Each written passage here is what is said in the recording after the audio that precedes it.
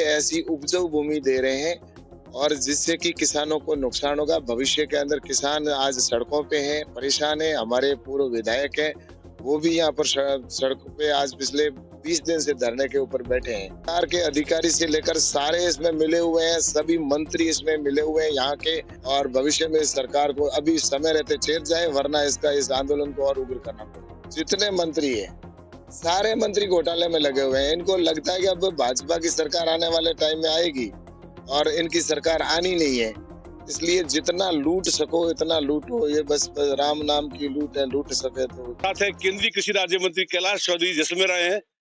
पिछले कई दिनों से जैसलमेर में जो कृषि भूमि है, ओण गोचर की भूमि है, उसको यहाँ पे कई सोलर ऊर्जा और विंड एनर्जी को अलॉट किया जा रहा है। उसके विरोध में धरना चल रहा है। यहाँ पर जो बीजेपी और प्लस कई जो है कृषि ग्रामीण के लोग जुड़े हैं, वो यहाँ पे धरना दे रहे हैं। हम बात करेंगे, यहाँ पे आए धरना स्थल पे। कैलाश जी, स्वागत है। कई दिनों से यहाँ पे जो है धरना चल रहा है, सरकार नहीं सुन रही है कोई प्रकार का, मतलब इतने दिन से ही चल रहा है, क्या कहना चाहें? जैसलमेर के किसानों के साथ में और जैसलमेर के साथ में ये राजस्थान की सरकार है, बड़ा अन्याय कर रही है। किसानों से जबरदस्ती जमीन ली जा रही है और प्राइवेट कंपनियों को जिस तरह से दी जा रही है, और ओरण गोचर की भूमि है जो उपजाऊ भूमि है, जिस पर यहाँ के पशुपालन हमारा मुख्य धंधा है। पशुपालन करने वालों किसानों के लिए आज पशु चराना मुश्किल भविष्य में हो जाएगा।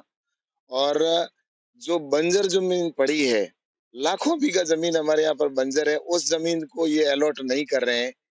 और जो कंपनियों को दे रहे हैं वहां पर ये ऐसी उपजाऊ भूमि दे रहे हैं और जिससे कि किसानों को नुकसान होगा। भविष्य के अंदर किसान आज सड़कों पे हैं, परेशान हैं। हमारे पूर्व विधायक हैं, वो भी यहाँ पर सड़कों पे आज पिछले 20 दिन से धरने के ऊपर बैठे हैं। और इस बहरी गूंगी सरकार को ये समझ में नहीं आ रहा है। अशोक जी गहलोत को समझना चाहिए, संज्ञान लेना चाहिए कि ये जो अधिकारी है, ये निश्चित रूप से इसमें बहुत बड़ा भ्रष्टाचार हो रहा है। सरकार के अधिकारी से लेकर सारे इसमें मिले हुए हैं, सभी मंत्री इसमें मिले हुए हैं यहाँ के और जनप्रतिनिधि। और इसमें कंपनी का जिस तरह से गोरख धंधा चल रहा है, यहाँ के किसान है, मेरे पास भी समाचार आते हैं, रोज परेशानी इस तरह से हो रहा है किसान। तो मुझे लगता है कि आखिरी हथियार हमारे पास और किसानों के पास यही है कि हम इस बैरी गूंगी सरकार को सड़क जमा दिखाने के लिए हमें सड़कों पे आना पड़ा। और आगे आवश्यकता पड़ी तो हम इस आंदोलन को उग्र करेंगे, लेकिन इस सरकार को अब चैन की नींद नहीं सोने देंगे। ये इतने दिन बहुत समझ लिया, देख लिया हमने, लेकिन किसान हमारे सबसे देश की बड़ी जो रीढ़ की हड्डी है, उसके साथ ही अन्याय कर रहे हैं। अब ये बर्दाश्त से बाहर है और सिर्फ पानी से गुजर रहा है। इसलिए इस बेरी गूंगी सरकार को जगाने के लिए ये हमारा यहाँ आंदोलन है। और इस आंदोलन को आने वाले वक्त में इस क्षेत्र के नहीं, राजस्थान के भी किसान इस आंदोलन के अंदर शरीक होंगे। और भविष्य में इस सरकार को अभी समय रहते चेत जाए, वरना इस आंदोलन को और उग्र करना पड़ेगा। मुख्यमंत्री के पुत्र के खिलाफ नासिक में मामला दर्ज हुआ है, घोटाले का बहुत बड़ा मामला दर्ज हुआ है, क्या कहना चाहेंगे? ये क्या इसमें हमने आपकी तरफ से क्या? ऐसा है कि इसमें कोई नई चीज नहीं है। कांग्रेस और करप्शन का तो जोड़ा है, भ्रष्टाचार का उनका हमेशा से ताना बाना इनका रहा है। तो पहले भी जब इनकी सरकार भारत सरकार में थी, तब भी इन्होंने देश के लूटने का काम किया था। अब राजस्थान के अंदर सरकार कांग्रेस की है, अशोक जी गहलोत की सरकार है। जब बाढ़ ही खेत को खाने लग जाए तो घर को कौन बचाएगा? अब राजस्थान के मुखिया अशोक जी गहलोत है, वो और उनके पुत्र जिस तरह से भ्रष्टाचार और घोटाले के उजागर हो रहे हैं, ये तो अभी सामने, अभी तो आगे देखते जाओ, ये तो एक शुरुआत है।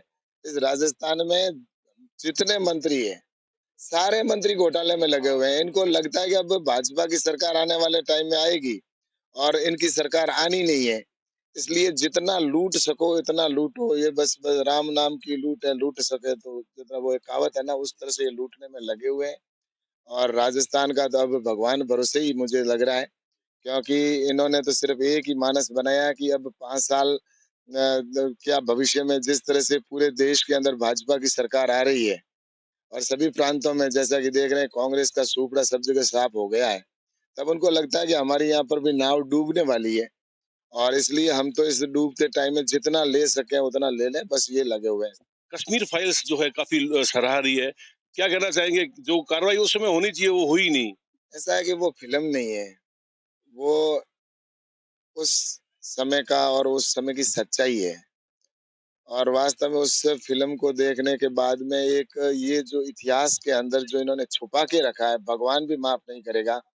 किस तरह से वहाँ अन्याय हुआ और वो सब लोग देखते रहे और वहाँ से जो कश्मीरी पंडित थे, उनको मार-मार के और उनकी बहन-बेटियों को जिस तरह से काट-काट के और जिस तरह निर्वस्त्र करके उनको भेजा।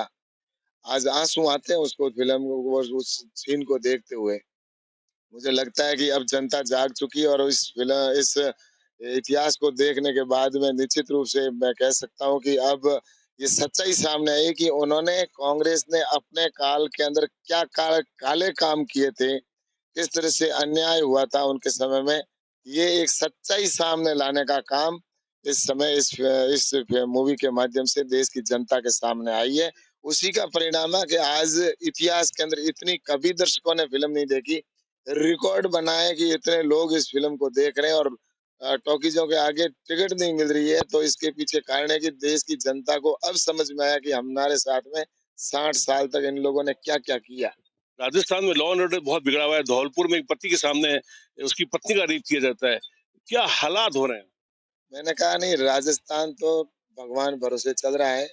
यहाँ पर कोई सरकार नहीं है, प्रशासन है, वो भी पंगु बना हुआ है, पुलिस भी मूक दर्शक बनी हुई है क्योंकि उनके ऊपर सरकार है, वो सरकार बिल्कुल ही एकदम भ्रष्ट है और बस उनका एक ही मकसद है कि चाहे किसी के कुछ भी हो जाए लेकिन हमें तो अपने को आने वाले 1.5 साल जैसे-तैसे निकाल एक अंतिम बात, पंजाब में आपने खूब प्रयास किए, गजेंद्र सिंह जी भी थे, लेकिन जो भाजपा एक सीटें उतनी आनी चाहिए उतनी नहीं है, उसके पीछे क्या माना जाए? लोगों की कुछ नाराजगी थी या कुछ और बात?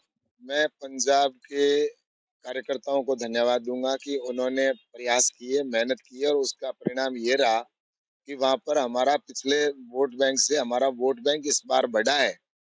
और क्योंकि हमारे वहाँ पर इतने वर्षों तक अकालियों के साथ में गठबंधन था, हमारे बहुत कम सीटों पर हम चुनाव लड़ते थे, इसलिए हमारा संगठन नीचे तक सब जगह नहीं था।